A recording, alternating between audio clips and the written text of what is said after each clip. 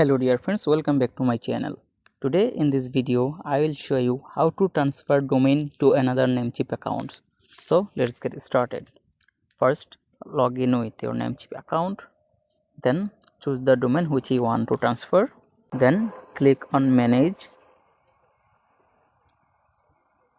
After that expand this option, click on domain.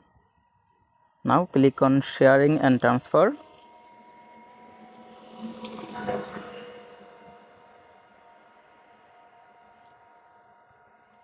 Now scroll down, you will see a option change ownership. Now here is a option to type username or email address. Now type your new Namecheap account username.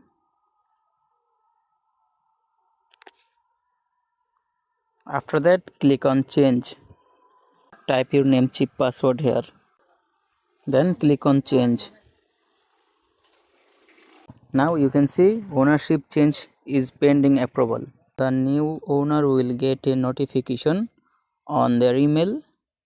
Just they have to confirm it.